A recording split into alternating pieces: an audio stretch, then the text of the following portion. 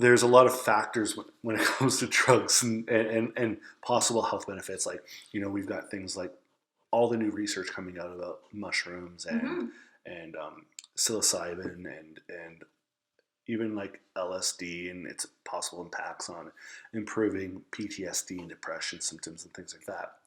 Um, it's funny. I don't know if I ever told you the story, but I remember I went to Colorado. Yeah. Okay, and Beautiful. Colorado is known for their marijuana, Absolutely. right? Lots of cannabis. And I'm not big into that at all. Mm.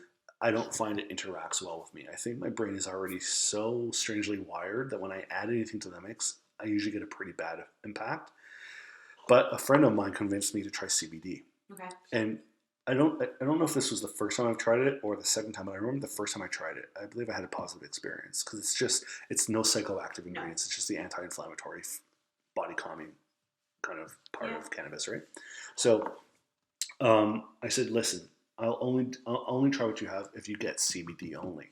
So he goes into this like weed shop and comes out with these little jellies, right? And he's like, all right, so they were able to do like a 1 to 10 ratio. Okay. So like 90% of it was CBD, CBD. 10% of it was THC. But what he didn't explain to me was that each gummy had a significant amount of both. Okay. I don't know any of this stuff. So I pop one in the car. I'm like, this is awesome. It tastes like a Starburst. Mm-hmm. We go back to our Airbnb, and I'm talking to my wife on the Facebook. She's back home, and she told me that what she remembers is me telling her what I did, and she's like, "Oh no, you know, big problem." So I'm typing to her, and all of a sudden I'm starting to notice that I'm having trouble finding the letters on the keyboard. But at this point, I'm so high, I don't realize I'm having trouble finding the letters. So I'm like, Right. A, U, L, but Yeah, I'm you're not. It's not faulty. registered, and that is not normal. And I'm telling her that I'm fine, and then she just notices that all of a sudden, like that green dot that says you're available just disappeared. Because I shut my laptop. Brain was not available. I shut my laptop and I just stopped talking to her. And I think what happened was my buddy came into to the room and he's like, "Hey man, how you feeling?" I'm like, "I'm fine." He's like, "Here, have another one." And I didn't realize how high I was because I'm so high.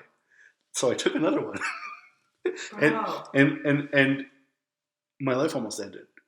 I pretty much locked myself into the bedroom, turned off all the lights, got butt naked, Excellent. laid on the bed, and when you see a baby just laying down, like moving their limbs around, I was doing that trying to find the cold spots on the bed to cool down because I was sweating so profusely. I was so overheated. My heart was pounding so hard that I saw my chest going up and down, and it was all I could hear was my heartbeat. It was like boom, boom, boom, Yeah. boom, and it was pitch black in there. And we were supposed to go out for dinner at 7.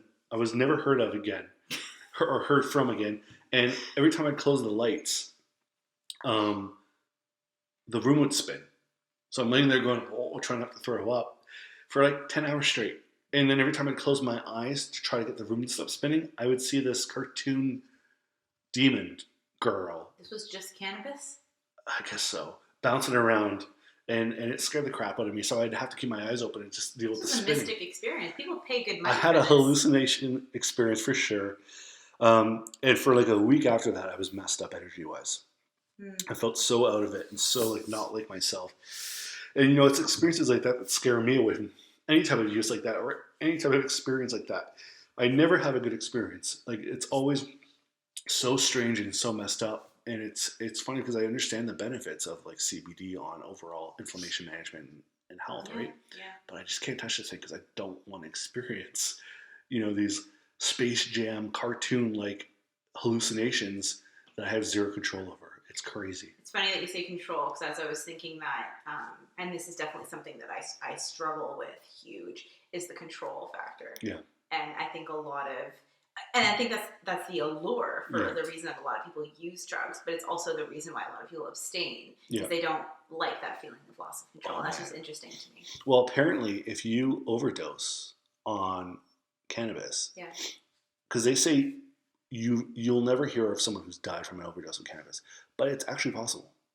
So what happens is if you have a pre-existing heart condition, you have and you overdose on cannabis, generally what happens is you can experience heart palpitations to the point where it can stop your heart.